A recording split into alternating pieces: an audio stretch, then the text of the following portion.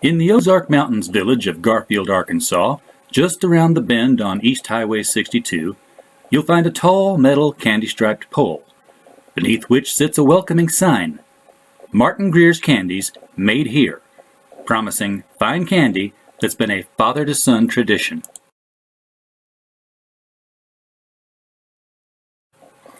I went in and found, indeed, some very fine chocolate. But, being an animation buff, I found something, or rather, someone, much more interesting. There, we're recording. Dr. Greer, thank you so much for allowing me to come in and do this with you. When I walked into your candy store a couple of weeks ago, I had no idea I was going to be walking into such a historical place in the world of animation. Can you start off by just telling us a little about yourself, how you got into art in the first place, what drove you into that field? Well, when I was in the 4th grade, one of the assignments the teacher said, pick out a famous person that you most admire and write a story about their lives. And I picked out Walt Disney. So he became Uncle Walt to me. You know, he was, and I've studied Disney over the years because we've done animated cartoon movies and I've done cartoons. In fact, I had a cartoon when I was in the 5th grade that I did that was entered into the Scholastic Art Awards in Texas. And while I didn't win a prize, it was a part of the collection that was taken throughout Texas. Excellent. So you were already at 5th grade. Your skills as a cartoonist were coming out. Yes, and the cartoon was really kind of funny. It had a tree with a limb here, and had 12 opossums here, and down on the ground behind a little speaker stand was a possum dressed like a judge. And it said, it's plain to see we have a hung jury. Because they were all hanging by their tails, yeah. Yeah. Okay. So, you eventually decided to go into art on a professional level. I mean, you went to college for this, right? I mean, that's your doctorate? Actually, I took classes in art, but I got my first certification in elementary. And I was hired to teach 5th grade at Sophie Meyer and Van Buren. 2 weeks before school started, I got a call from the superintendent, and he said, you had a lot of art, hadn't you? And I said, yeah. He said, you ever think about teaching art? I said, yeah, but there were no jobs. That's why I went into elementary. And he said, well, my art teacher at the high school has quit. I can't find one. I need you at the high school. Would you be willing to come up to the high school? So then I had to go back to night classes, summer classes, and get certified for secondary. Is that more difficult to teach at the secondary than the primary? Because, well, I think that the older kids are capable of understanding what you tell them as opposed to younger kids. But the largest elementary art class I ever had at the kindergarten level, I had 31 students, no aid, just me and the kids. And the thing that I did, I taught them music, some of it that I had written about colors, but I knew a lot of songs about colors. And so we sang, we colored, they learned their colors, and it saved me. The largest elementary class I ever had, which was not an art class, was 45 4th graders, no aid, just me and the kids. And I did a lot of things just as a regular elementary teacher in that one class, but I had 2 boys that went down to the restroom and got in trouble, and the principal brought them in and said, you have to spank these boys. And I looked in the desk drawer, the teacher before me had a paddle about this long, about that wide, about that thick. And I thought, at that time I was very powerful. I worked hard in the candy business, and so I was accustomed to lifting hundreds of pounds. And so I took that paddle and I just broke it like a little twig. And I spanked them with half of it. Later I had them in high school and they told me, they said, "Do you remember doing that?" And I said, "Oh yeah." They said, "You didn't have to spank us, you scared the living daylights out of us." Just by snapping it like that, like, oh my God, he's gonna kill us. I think one of the things, the art that I did with the kids is into a lot of different areas. When I first started, I was in Van Buren in a house across from the school, and it had holes in the floor, the tables had holes in them. We didn't have anything to work with.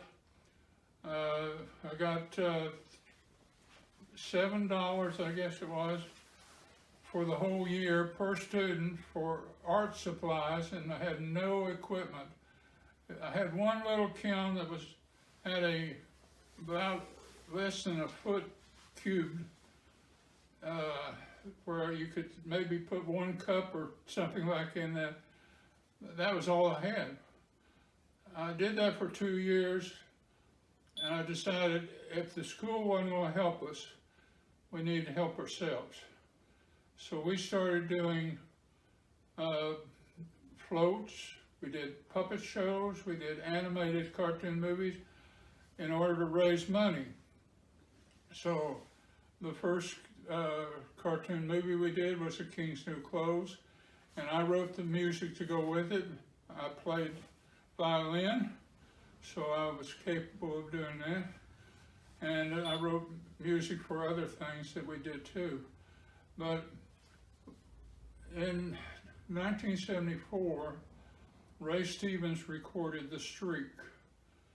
And the thing about this right here, Ray Stevens, we got permission to do it as a cartoon movie. This is at Van Buren High School.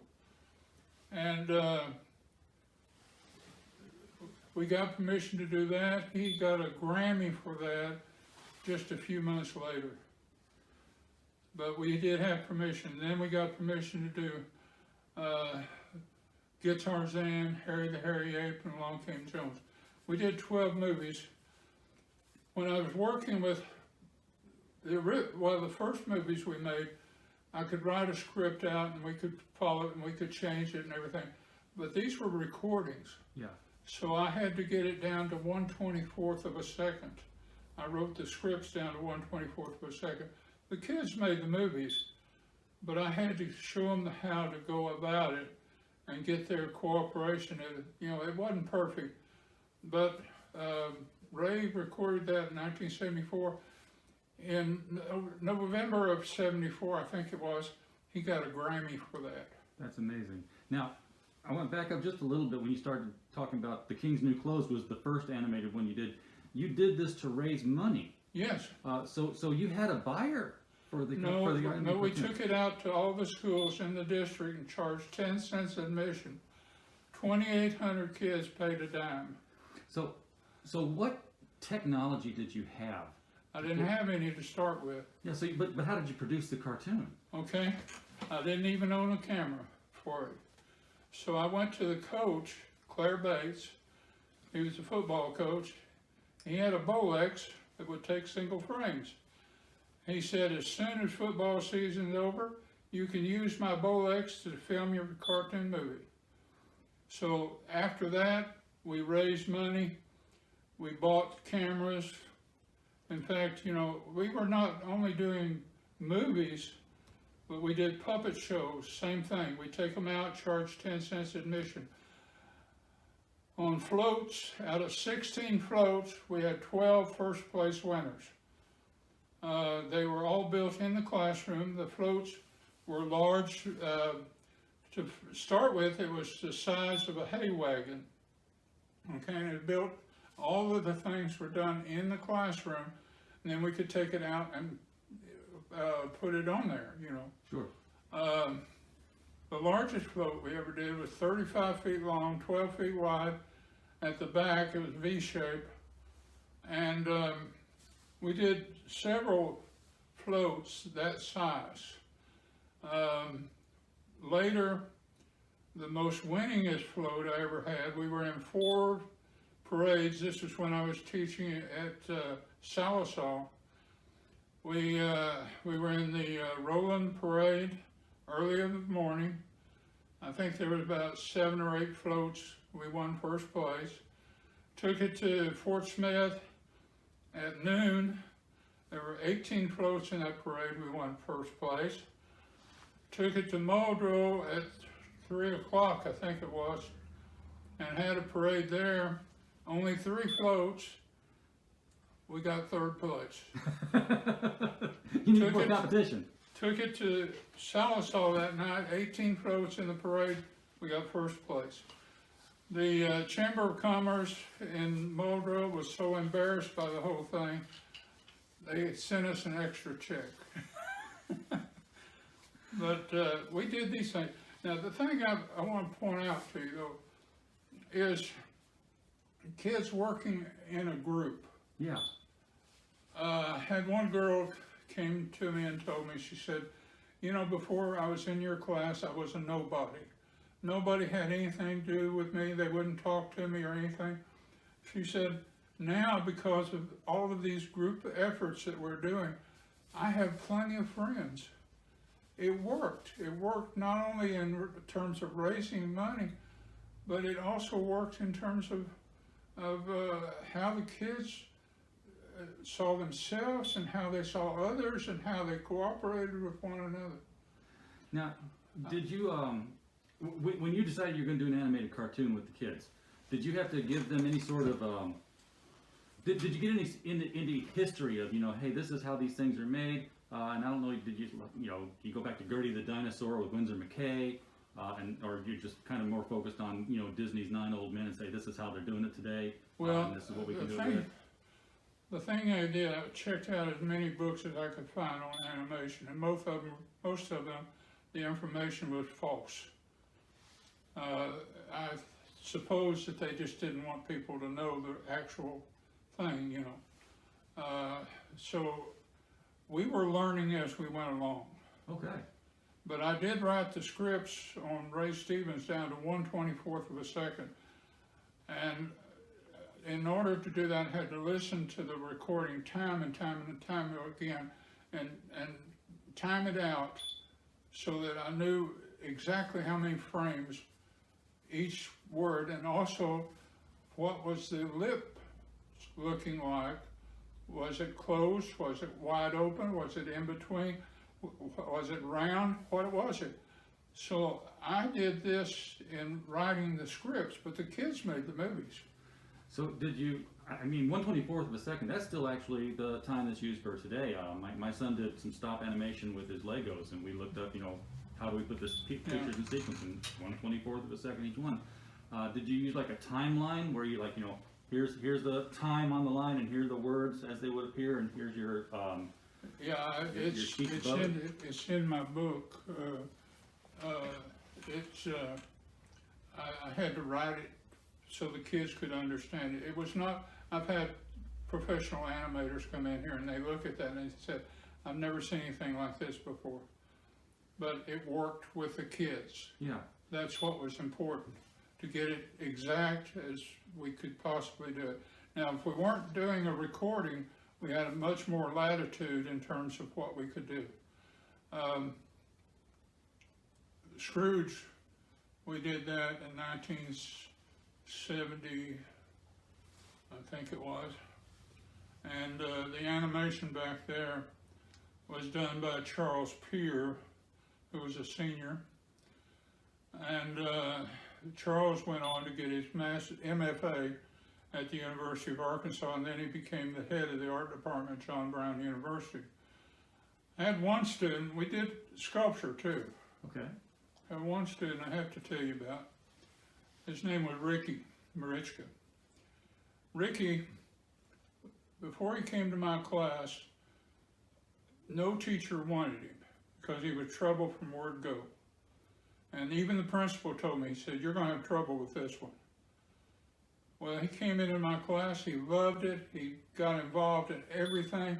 He did a statue, we did what is called waste mold technique in plaster. There's one right there. But his statue was a copy of Michelangelo's David, and it was 3 foot tall. Wow. And so when we had the art awards that year, he was a senior. When we had the art awards, I gave Charles Peer one art award, which he deserved, you know, excellent work and everything. And then I gave one art award to Ricky Mariska. He's the only student I ever had that got a standing ovation from the student body. Very cool. I'm going to stop it right here. So we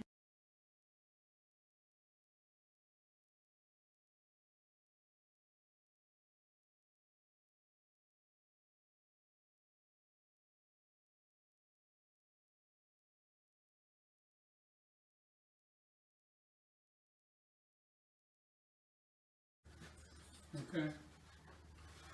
Our army's going bare, so the king can wear clothes that are the very best of style.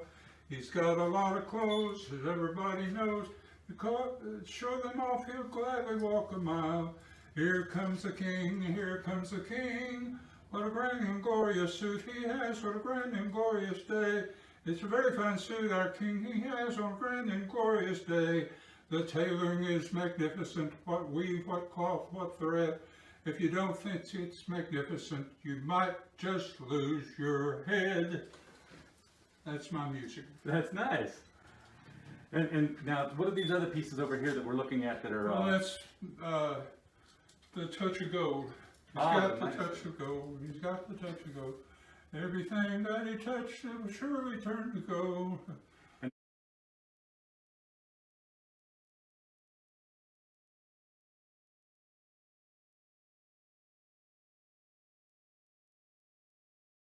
Place. And it came not only with trophies, it came with money. Okay, so this you won first place from who was it again now? General Motors, Fisher Body Division. I remember Fisher Body had a plant in St. Louis. Yeah. And this is the trophy that came with that? Well, there's another one. I have 3 of them. The big one's in the candy shop. So how did you what did you make the parts out of here? Because this looks molded like you would get it from a kit. It's wood, aluminum, plastic, some straight pins, some pieces of red comb.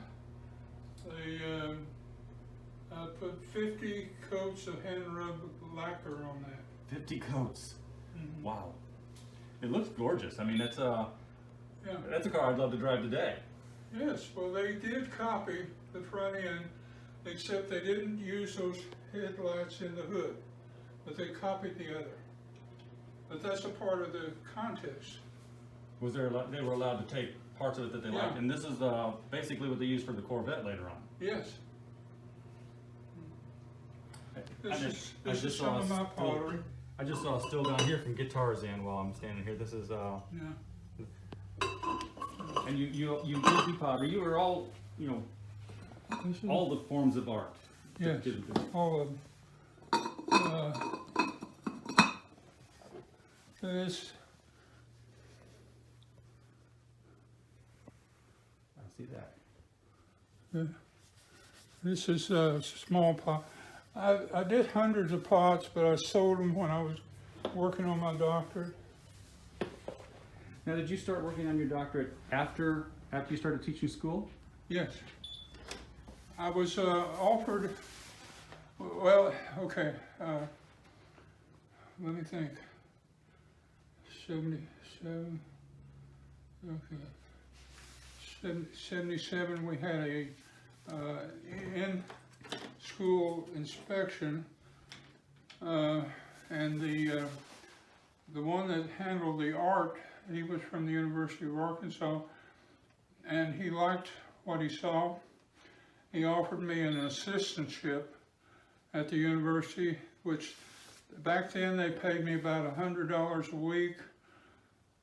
But they also gave me my books free, tuition free. And so I was working, I was supervising student teachers mainly. I was all over Northwest Arkansas, all the way down to Fort Smith. But I would go out and evaluate what was going on. In some cases, I had to help the student because I felt like they were being not treated in the right way. But other times I had to sit down with them and explain things to them so that they would learn to do it better. But, yeah. See that? That's a foot. That's a foot? This is called a foot. Yeah, okay. Okay. How many pots have you ever seen that had a foot? Not that many, I don't think. Yeah. Because the instructor I had on this was in my master's at Northeastern Talco, and he was an excellent potter. I learned a lot from him. Now, these pieces over here that are on the wall, I can tell that they kind of go together. I don't know. Okay, you're familiar with silk screen, aren't you? Yes. Yeah, I know. Okay. I know the term. I don't know how to do it. Okay, well, you have to divide things up. That's kind of what this is, only this is called a full color mechanical. This would be printed in black, this would be printed in yellow, this one would be printed in blue, red, and this one in blue. One on top of the other. That's what made the colors so beautiful. And I guess if you had the same thing in red and blue over here, you'd end up with a purple. Yes. So okay, so this is what they don't do that anymore. No, but I grew up in a town where they printed all the comic books in the world for a long time, Sparta, Yeah. Illinois, and it was called four-color press. Right. So the four colors were black, yellow, Red and blue. Yeah. Now I understand. I've never seen the plates separated before, so now I know how the colors go in there. That was It was, I was the only one around that knew how to do it. But I had been a photographer. When I was a teenager, I had a Sardine tripod. I had a Zyzak Coniflex. I had all the different equipment, and I was doing some darkroom work when I was a teenager. so you were pretty much destined to go this way, I think. Now this is a print, the actual printed version of what we just saw the four plates of here. You said that this has been printed over 1 million times now. Yes. So it'd be like a Sunday color strip that was. Well, the last ones were printed up here in Missouri. That was a year ago. So they're still printing it. Yes. That's fantastic. Here's one right here. You can have that. Thank you. I will treasure that. I love seeing this kind of stuff. So what are they doing with it now? Are they still slipping it in the paper? Or? Yes. I'll show you the paper version. It's not as good as that. But this is what it looks like in the paper. You can see the difference. Sure, the newsprint kind of, dulls it Well, out some, but. The paper was too wet. Now you still got your art studio still set up here. You come out here a lot still and draw and create? Well, I've been writing stories mainly here lately and doing some illustrations for them. But, yeah, these are teachers I taught with my first year of teaching.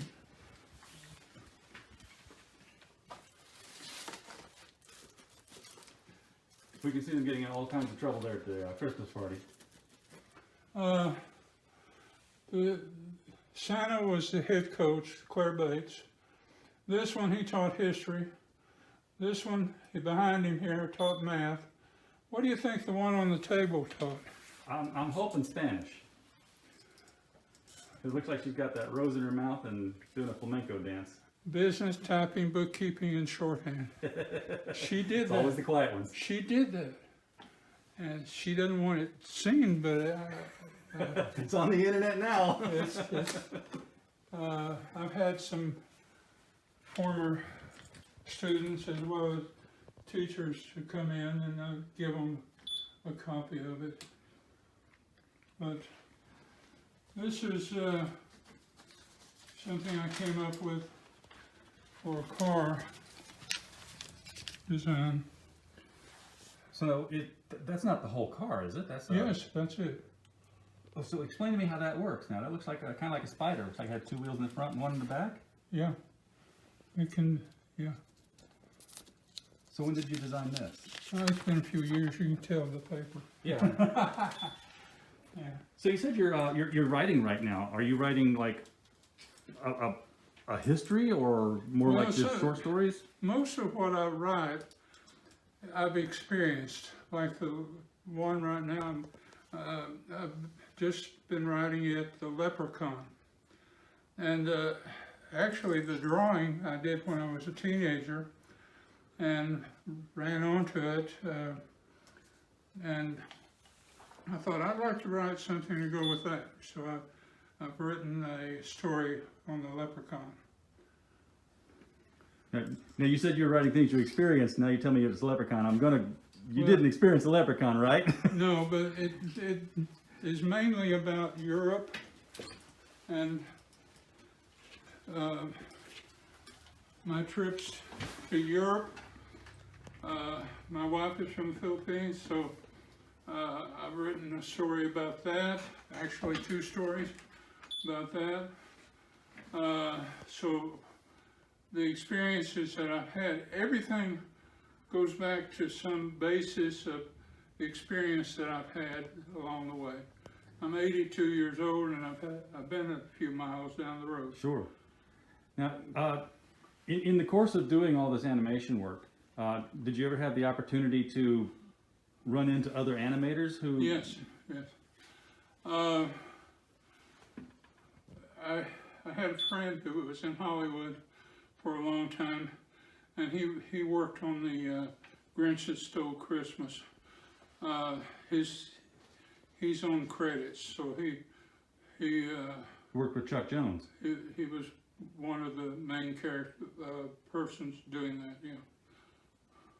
Yeah, that was one of my first interviews actually was about how the Grinch Stole Christmas, because I interviewed Thurl Ravenscroft because he didn't get credit because Boris Karloff couldn't sing, so it's all coming back. Well, yeah, this guy.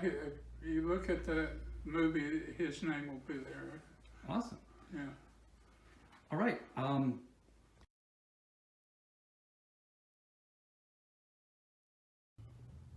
Okay. So you have things on Eric. What is Eric? ERIC is Educational Research Information Center. It's in every major library throughout the world. I have two things in there that I wrote, and I wrote them at the same time that I was working on my dissertation at the University of Arkansas. So one's on animation, one is on puppetry. And I've submitted another one, but they didn't take that one, but they took those and they published it. So at the same time I was working on my dissertation, this became a part of something that was in every major library throughout the world. Now I didn't see any puppets around the studio here. Did you? Well, the kids got those. Yeah. But But they made them too, I'm guessing. yes, but if you go online and look at drmartingreer.com, you will see at least one or two puppets there. I know there's a dancing girl, and I think there's another one there. I can't remember right now what it is, but I think there's another puppet there. But yeah, the largest puppet show we ever had 87 students, I think it was, with puppets. We took over the gym for one day. This was at it was in Fort Smith, and we took it over, and we set up the scenery, and we bussed the kids in to see it, rather than us going out to the school to put it on. 87 students with puppets. That's a lot of puppets. That's a big show. Yeah. So the kids loved it. The instructors loved it. I think it's a great teaching tool the way you did it, because it's not just that it brought them together to work on a project, but then they also got this feedback, this affirmation from an audience. Yes. That showed the appreciation for the work they've done, and that goes a long way towards self-esteem building. Yeah. It had ramifications far beyond what we did. Did you ever have any of your students come back? Oh, yeah. How many of them come back and just talk about what they're doing and how your class Yeah. affected them? I get them in here. The thing about this now, I'm 82 years old, and some of these students are in their 70s now. You know? Sure. So it's interesting. I do have a art teacher, not an art teacher, pardon me, a music teacher that I had when I was in the 9th grade that I still communicate with, and she's going to be 105 years old. Wow. Perfect. I thought you meant that one of your students became a music teacher. Your music teacher. Yeah. June 23rd, she'll be 105, and she lives in Fort Worth. That's So I do communicate with her. I loved being in the orchestra. I played violin. That's how I was able to write the music. And I was also in vocal music, chorus. It was very important. I had an excellent math teacher, algebra teacher. And when I was in the 9th grade, he had me doing college level work.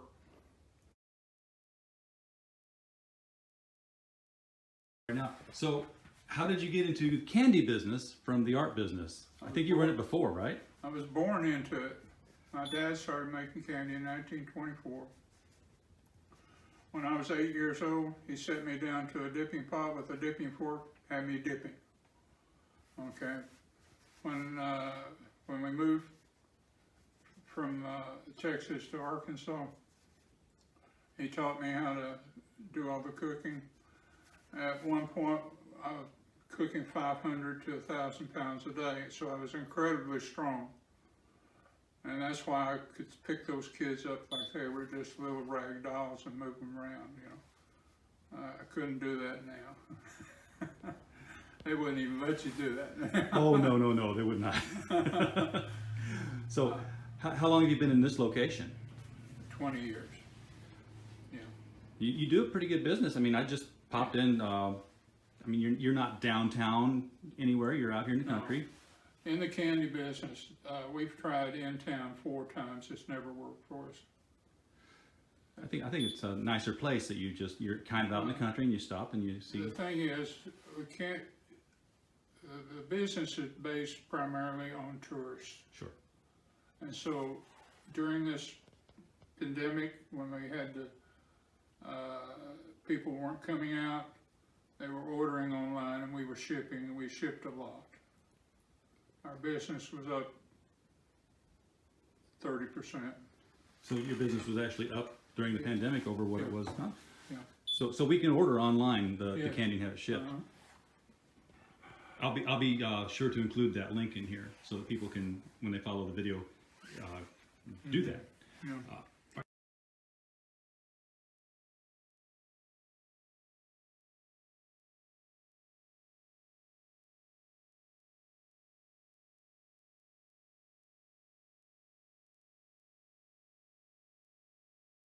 If they don't have the money to do it, raise the money so that they can have the money that they need in order to do so much more than what the school starts them out with. They would come out better this way, and the students would love it more. And I know that there's a lot of people that just don't value art, but art. If we get rid of art, we're in trouble. I agree. I absolutely agree. Dr. Greer, thank you so much for your time.